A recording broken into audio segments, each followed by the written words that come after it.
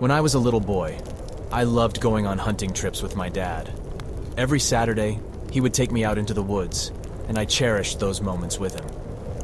Now that I am a dad myself, I wanted to pass down this tradition to my son Andrew, who was 10 years old at the time. I decided it was the perfect age to introduce him to the world of hunting. I carefully selected our equipment, giving Andrew and myself Remington Model 798 sniper rifles. However, I carried his rifle until we reached our usual hunting spot. You see, there was a hidden deer hunting tower deeper in the woods, but I didn't think it would be the best first-time experience for Andrew. So instead, I handed him the rifle once we were all set up. Before this trip, I had already taught Andrew the basics of firearms, so he wasn't completely inexperienced. I chose to stay put in one spot for our first outing. It would be easier for him, and I believed we could explore more advanced hunting methods in future sessions. Little did I know, this particular spot would require more waiting than usual. As we sat there, waiting patiently, I could sense Andrew getting bored. He started yawning and sighing, and it disappointed me to see him lose interest. I didn't want him to think that hunting was a boring sport, so I packed up our things and decided to find a new location. Andrew seemed to perk up a bit with excitement when I told him we were moving. As soon as we started walking, we heard footsteps in the distance. I quickly put my arm in front of Andrew, signaling him to raise his gun. His eyes lit up with excitement as he pointed it in the direction of the sound. However, just as I was about to take a closer look, I spotted someone's head peering out from behind a tree. It caught me off guard, and I immediately pushed Andrew's gun down, feeling both disappointed and relieved that he hadn't shot. I gave him a quick apologetic wave, and the mysterious person disappeared back behind the tree. Something about his face seemed off-putting, but I couldn't quite figure out what it was. It was rare to see anyone so deep in the woods, and this person didn't look like a hunter. Just to be safe, I decided to steer Andrew in the opposite direction. We continued our hunt, but still, there was no sign of any deer. Curiosity got the best of Andrew, and he asked me about the man and who I thought he was. I honestly didn't know, and I didn't think it was wise for us to get closer. I didn't want to lie to my son, so I told him the truth. A few minutes later, Andrew started complaining that he was hungry, and truth be told, my stomach was growling too. We stopped and unpacked our snacks, hoping to satisfy our hunger. I couldn't help but feel disappointed that nothing exciting had happened by now. As I took a bite of my sandwich, I suddenly heard footsteps again in the distance. Andrew heard it too, and he immediately picked up his rifle and pointed it towards the sound. My heart dropped, fearing the worst, as I saw the same man peering out from behind another tree. Once again, I lowered Andrew's gun, sensing his discomfort. It was me, his father, who should have protected him from any danger. I made a quick decision. I told him to wait there while I walked over to confront the man. Halfway there, doubt and fear started creeping into my mind. What was I doing? My son was right over there, and I was putting myself in potential danger. I turned around and hurried back to Andrew, telling him it was time to go. If you ever find yourself in the woods with your child and suspect that someone is following you, all you want to do is get out of there as fast as possible. We weren't running, but we were walking briskly back to the road. I was mentally on edge, waiting for any sound that might indicate someone following us. When I finally heard a twig snap or a leaf crunch from behind, I nudged Andrew to go ahead while I angrily turned around to confront the man. I wanted to protect my son, no matter what. As I stormed towards the tree where the man had been hiding, I noticed he moved back out of sight.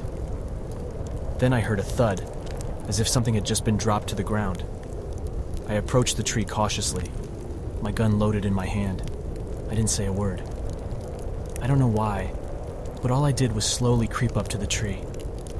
And when I got there, it felt like everything around me collapsed. All I could see was a head, laying face first on the ground. There was nobody, just a severed head. I didn't dare look up or around the tree to see who had left it there. I just sprinted back to Andrew and told him to run. We made it back home safely within 5 minutes, and I made sure we weren't followed. However, I couldn't sleep that night. I stayed up, keeping watch to ensure the safety of my family. The next day, I learned from my wife that 2 local hunters had gone missing. I immediately called the police and reported what I had experienced. For the sake of my family's safety, I decided to take a break from hunting for a few months. I needed time to play it safe and ensure that the danger had passed. It baffled me how this person could have killed 2 hunters who were obviously armed, but eventually I resumed hunting with my son, always keeping a watchful eye and taking every precaution necessary to protect him.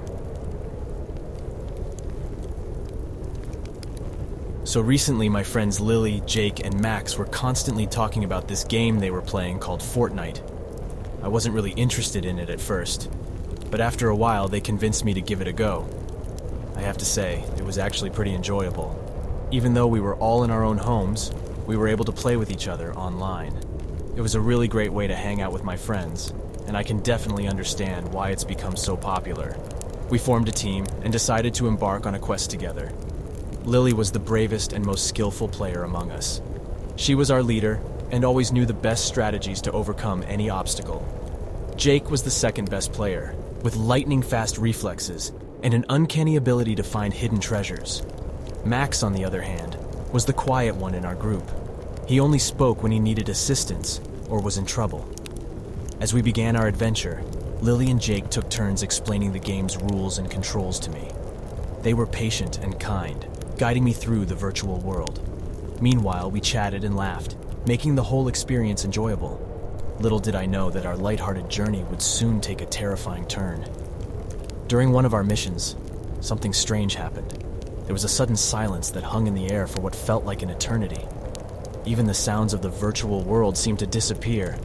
Then out of nowhere, Lily's character froze in place, refusing to move. We urged her to keep going, but her character remained motionless. Confusion filled our voices as we tried to figure out what was happening. Suddenly, eerie noises echoed through the game. We could hear background sounds coming from Lily's microphone as if something was happening in her room. The 4 of us fell into an uneasy silence, our hearts pounding in our chests. Then, a blood-curdling scream erupted from Lily's microphone, piercing through the virtual world and into our souls. It was a scream filled with fear and desperation, unlike anything we had ever heard. Goosebumps covered our bodies as the chilling sound filled the airwaves. Without wasting a second, I decided to call Lily immediately. I dialed her number repeatedly, hoping she would pick up and assure us that everything was okay. But to my dismay, she didn't answer. Fear began to creep into my heart as I realized something was seriously wrong. Driven by concern, I rushed to Lily's house, which was just a short distance away. When I arrived, there were no cars in the driveway, but the front door was wide open, casting a dim light onto the porch. Worriedly, I stepped inside, calling out Lily's name with a trembling voice. To my surprise, there was no response. I cautiously explored the house, the sound of my footsteps echoing through the empty rooms. The lights were on, illuminating the hallway and casting eerie shadows on the walls. Fear gnawed at my every step as I ascended the stairs, following the faint sound of Lily's voice. As I reached the top floor, the voice grew clearer, leading me to Lily's bedroom. My heart raced as I opened the door, revealing a scene that would forever haunt my dreams. There, huddled under the bed, was Lily, her eyes wide with terror. I urged her to come out from under the bed, promising that I was there to protect her. She trembled as she slowly crawled out, tears streaming down her face. With a shaky voice, she told me about the horror she had encountered. Lily had felt something tapping the underside of her bed during our game. Curiosity got the better of her, and she peered beneath, only to come face to face with a grown man hiding under her bed. Panic consumed her, and she dropped her headset, screaming as she backed into the corner. The man emerged from under the bed, his presence suffocating her with fear. Then, without a word, he walked out of the room, disappearing into the night. Overwhelmed by the gravity of the situation, Lily immediately called the police, unsure if the intruder was still lurking in her house. We waited anxiously, and soon, 2 police officers arrived. A male officer ventured inside to investigate, while a female officer stayed with us outside, attentively noting down every detail Lily shared. After what felt like an eternity, the police left, assuring us that they would do everything they could to find the intruder. Determined to support Lily, I stayed overnight at her house, trying my best to comfort her during this terrifying time. We played Fortnite together, but our hearts were heavy with the memory of what had transpired.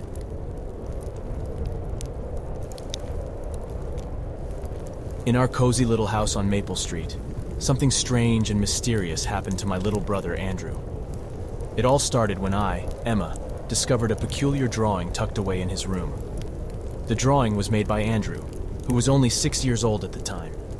It was a picture he had made depicting our family gathered around the dinner table. The drawing was fascinating, but there was something peculiar about it. The drawing had me, Mom, Dad, and Andrew eating dinner. All four of us were there.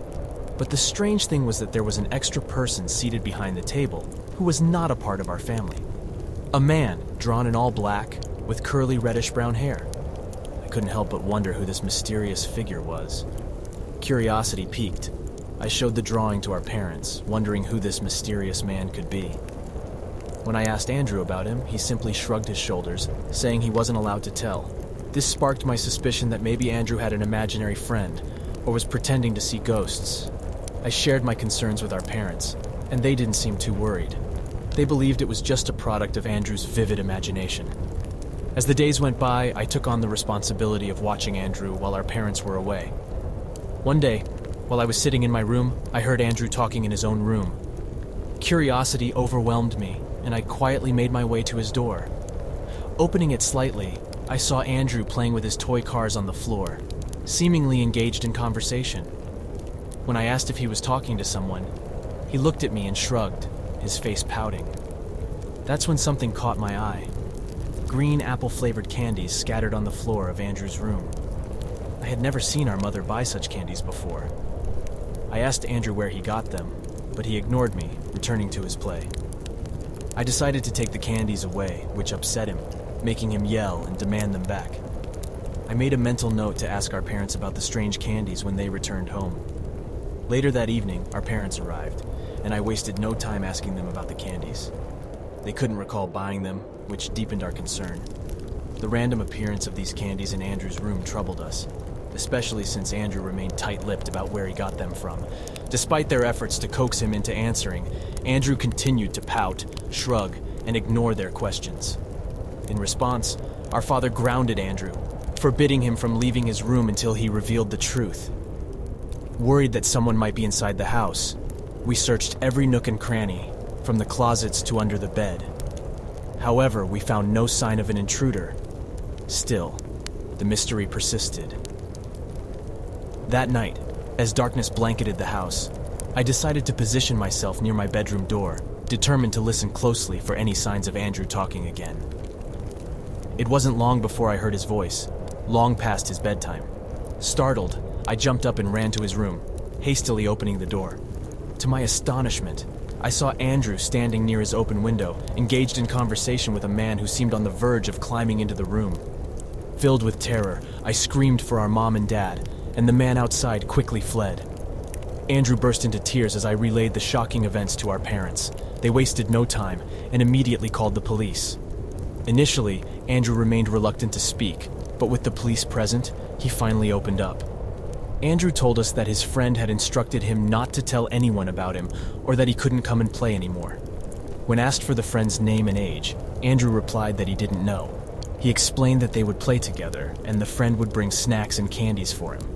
They had first met when the man stopped on his bike in front of our house and offered Andrew candy. Andrew pointed out which bedroom window was his, and that's when this strange occurrence began. The revelation left us all stunned and terrified. Our once peaceful home now felt shrouded in darkness and danger. The police intensified their investigation, trying to uncover the identity of the mysterious man who had approached my innocent little brother. Days turned into weeks, and the uncertainty lingered. Our family took extra precautions, ensuring our home was secure, and our parents watched over Andrew like hawks. The police kept a close eye on our house as well, hoping to catch the intruder if he dared to return. Time passed, and the mysterious man never reappeared. Eventually, life began to regain some semblance of normalcy. We moved forward, but the memory of that eerie encounter remained etched in our minds forever. To this day, we don't know who that man was or what his intentions were. The incident taught us to be vigilant and aware of the dangers that may lurk in unexpected places. My name is Sarah. When I was just a young kid of 14, something strange happened to me during the summer of 2014. You see, back then, I was totally obsessed with this cool app called Snapchat. I used it all the time to chat and share funny pictures with my friends. There was this one friend of mine, let's call him Sam, who was my Snapchat buddy. We were always on each other's best friends lists, and we would send snaps to each other regularly. Now one night, I noticed that Sam hadn't snapped me in a while. I thought, that's weird. So I decided to send him a funny picture to get his attention. But he didn't open it for a long time. I started to get a little worried, so I sent him another silly snap of myself, hoping to make him laugh. Finally, after what felt like forever, I saw that he had opened them. But there was something strange. He didn't respond at all. Not even a single word. Confused and concerned, I didn't know what to do. I didn't want to bother him too much, but I couldn't help but wonder if I had done something to upset him. So, I mustered up the courage and decided to send him a text message asking what was up. Within a minute, I saw that he had read my message, but there was still no response. I felt a mix of frustration and worry. What was going on with him? Unable to shake off the uneasiness, I put my phone down and tried to distract myself with something else. I started chatting with another friend through text, and somehow, Sam's name came up in our conversation. We talked about how he had lost his phone. That's when an idea struck me. I wanted to be sure if he was still without his phone, so I asked my friend to confirm it. And guess what? He said that Sam was indeed phoneless. Without wasting any time, I dialed Sam's house phone number. His dad answered, and I asked if I could speak with Sam. Sure enough, Sam himself confirmed that he was still missing his phone. My heart sank. Then I told him about the strange situation with his Snapchat and the text being read by someone else. Sam freaked out and urgently asked me to come over to his place. To avoid any further trouble, I told Sam that I would message the person who had his phone and ask them to return it. So I started sending a bunch of texts to that unknown person, desperately requesting them to give it back. To my disappointment, I saw that every single message was marked as read, but I didn't receive any reply. It was frustrating and worrying. I felt like I was hitting a wall. But then, out of nowhere, I received a Snapchat notification from Sam's phone. My heart skipped a beat as I opened it. What I saw sent shivers down my spine. It was a picture of a really creepy-looking guy with a huge, unsettling smile on his face. The caption read, "Coming over." My blood ran cold. How did this person get Sam's phone? And why is he sending me such a creepy message? I called Sam once again to make sure he didn't have our addresses on his phone. Unfortunately, he told me that the person with his phone had both of our addresses. I was scared, but I knew I had to be brave. Suddenly, I received a text from the guy while I was on the phone with Sam. The text said, "You're good looking." I felt a shiver run down my spine. I couldn't control my panic anymore. I called Sam again, desperately hoping he had some way to track his phone, but he didn't have the Find My iPhone feature enabled. It felt like a dead end. That night, as I lay in bed, I suddenly woke up in the middle of the night. It was around 3 a.m., and something felt off. I squinted my eyes in the darkness, and to my horror, I noticed a faint light in my room. As I sat up, rubbing my eyes, I realized that it was unusually hot in my bedroom, despite the air conditioning being on. Confused and frightened, I turned my gaze toward the window. That's when it happened. A blinding white flash of light filled the room, and I felt an excruciating pain in my eyes as they struggled to adjust to the bright flash. I gasped, trying to open my eyes wider, and that's when I saw him. Half of his body was leaning into my room, holding a camera in his hands. I screamed at the top of my lungs, terrified beyond belief. It was the most horrifying moment of my life. I could see his face, the same face I had seen in that creepy Snapchat picture. He struggled to squeeze himself back out of the window, but he managed to escape just before my parents rushed into the room, awakened by my screams. We wasted no time. We immediately called the police and reported the terrifying incident. They sprang into action, tracking the phone that was in the possession of that creepy man. To our relief, they found him in a house just 2 miles away and promptly arrested him. The nightmare was finally over. Sam got his phone back, and I found solace in knowing that the creep who had invaded my privacy and scared me so badly was now behind bars. It was a huge relief for both of us. When I was a young child, I heard a captivating story from a family friend named Lisa. She and my father are of the same age. She told me a tale that stuck with me throughout the years, and it always comes to mind whenever someone talks about hitchhiking. It's a story filled with suspense and an important life lesson that I'll never forget. So, Lisa, who was a kind-hearted woman, lived in a small town back in the early 1980s. One day she decided to drive into the city, which was about a 2-hour journey. As she drove along, she noticed a man walking by the side of the road. He had his arm out, thumb pointing up, just like you see in the movies when people want a ride. Curious and caring, Lisa pulled over and offered him help. The man, who called himself Jack, was polite but a bit shy when he asked for a lift into the city. Lisa smiled warmly and opened the passenger door, allowing Jack to toss his bag into the back seat. He fastened his seatbelt and they set off on their journey. During the drive, Lisa and Jack engaged in pleasant conversation. They talked about their friends, the latest news, and other happy small talk topics. Lisa felt at ease, and they seemed to get along well. In fact, they were getting along so well that Lisa decided to buy Jack dinner at a pit stop they reached, which was a little over halfway to the city. However, when Lisa paid for the meal, she noticed that Jack seemed flustered and awkward. It turned out that they had discussed money earlier, and Jack had mentioned how he was struggling financially, which is why he resorted to hitchhiking. Eventually, he reluctantly accepted Lisa's kind gesture, and they continued their journey. As soon as they arrived in the city, Jack expressed his heartfelt gratitude for the ride and the meal. He asked Lisa if he could have her phone number so he could keep in touch and maybe catch up someday. Thrilled by the prospect of maintaining their newfound friendship, Lisa wrote down her number for Jack, and they said their goodbyes. Now here's the part of the story that always sent shivers down my spine. A week later, Lisa received a phone call from Jack. He didn't allow her to speak a single word after the initial greeting. He urgently told her that she should thank God for her good upbringing because when he first got into her car, he had planned to harm her. Jack had intended to rape and murder her once they reached that pit stop. He had planned to steal her car and dispose of her body in a ditch further down the road. But something changed. You see, during their time together, Lisa had treated Jack with such kindness and generosity. She had shown him compassion, even buying him dinner with a genuine smile on her face. That unexpected act of kindness touched something deep within Jack's heart. He couldn't bring himself to carry out his sinister plan. He realized that he couldn't harm such a genuinely nice lady. As the conversation continued, Jack's final words on the phone were, "Please, Lisa, please never ever pick up another hitchhiker." And with that, he hung up. Lisa never heard from him again. When she tried to call the number back, she discovered it was from a payphone.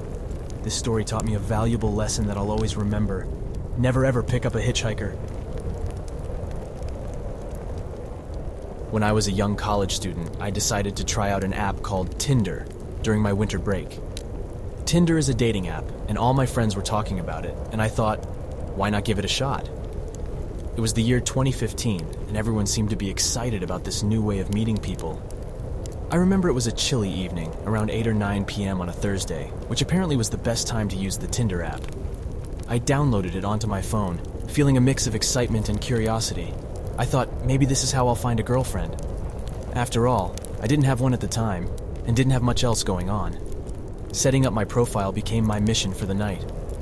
I spent a good 10 minutes scrolling through my photo albums, carefully selecting 4 flattering pictures of myself. I hoped they would catch people's attention and make them swipe right. Now here's the thing. I wasn't exactly an expert in writing witty and funny bios like guys are supposed to do. So, I kept it simple and wrote a few things about myself. I mentioned that I was 6 feet tall, played basketball at my college, and loved working out. With my profile ready, I embarked on a swiping spree, swiping right on pretty much everyone, just to see how many people would swipe me back. To be honest, I expected to get some matches quickly. I mean, I always thought of myself as good looking, so it was a bit of a blow to my self-esteem when I didn't get a single match right away. I started doubting myself, wondering why nobody seemed interested. I waited and waited for that little notification to pop up on my screen, signaling a match. But it felt like forever, and my patience was wearing thin. I even considered deleting the Tinder app to save myself from disappointment. But just when I was about to give up, it happened. A single vibration from my phone, accompanied by a message that read, "Congratulations, you have a new match." I was overly excited as I opened the app to see who had matched with me. And there she was. The most gorgeous girl I had seen on the app. Her photo showed her having fun, with friends and at parties. She seemed adventurous and full of life. I couldn't believe my luck. She was 20 years old, just like me, and she went to Syracuse University. We started chatting through the app's messaging feature. It began with a simple "hey" from both of us, followed by a smiley face. I wanted to impress her, so I took a minute to think of something clever to say. Eventually, I mentioned that I had a friend in the same sorority as her trying to find a connection. To my surprise, she responded quickly, saying, "OMG, that's so cool," with another smiley face. I felt a surge of confidence as we continued our conversation. She called me cute and asked what I was doing that night. I told her I was just watching a movie called Fantastic Four, trying to sound interesting. And guess what? She replied saying, "OMG, no way, I'm watching it too. You should come over and we can watch it together." She even added a winky face at the end. My heart skipped a beat. It seemed like things were going so well. Excitedly, I asked for her number so we could plan the evening better. She gave it to me without hesitation. I waited for a moment, wanting to play it cool and not appear desperate, and then I texted her. But as soon as I sent the message, I noticed something strange. The text message bubble appeared, indicating that this person wasn't using iMessage, the usual messaging app on iPhones. Instead, it was a different app that allowed for fake phone numbers. I thought it was odd, but shrugged it off. Maybe she had a reason for using that app. Nonetheless, I texted her a simple "hey" once again, expecting a quick response. And she did reply saying, "Hey, come now."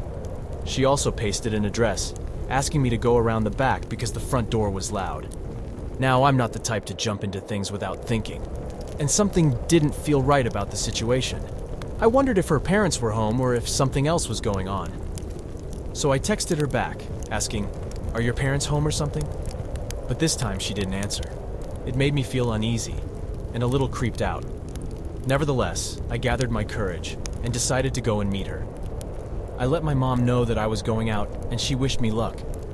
The address she had given me was in a quieter part of town. As I drove towards it, I noticed the houses were more spread out, with a large piece of land across the street surrounded by trees.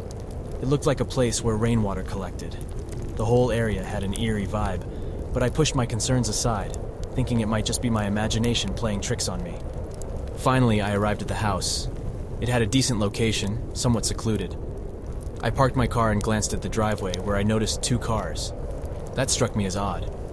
I texted her, letting her know that I had arrived. She replied with a simple smiley emoji and asked me to go around the back, mentioning that the front door made a lot of noise. My suspicion grew stronger, and I couldn't help but ask, "Was that you at the window?" To my surprise, she didn't reply. It felt like something was off. I felt a chill run down my spine, but my curiosity got the better of me. I cautiously walked around the house, taking slow steps. As I passed a window, I saw it. A brief glimpse of an opening in the blinds. Someone was holding them up, but as soon as they noticed me, the blinds fell back into place. Panic started creeping in, but I didn't want to jump to conclusions. So I texted her once again, hoping for an explanation, but silence greeted me this time. My nerves were getting the better of me as I continued walking towards the backyard. I thought I heard faint sounds like a chair scraping against concrete. It was nerve-wracking to say the least.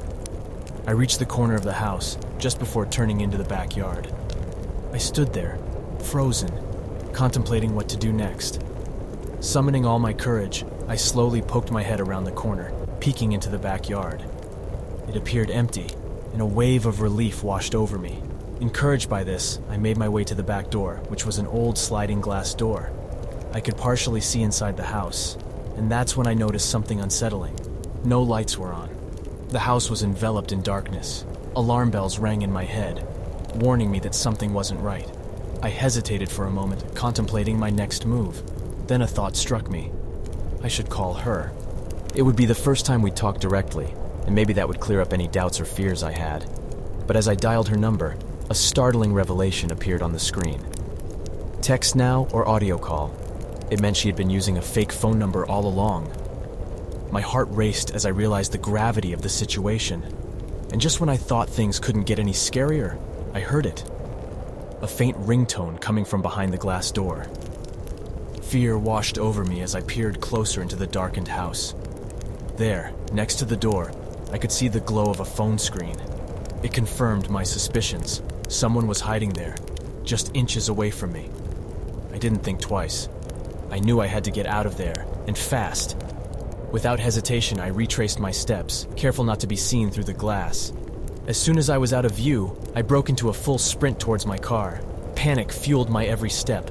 Finally, I reached the safety of my car. I locked the doors and took a moment to catch my breath.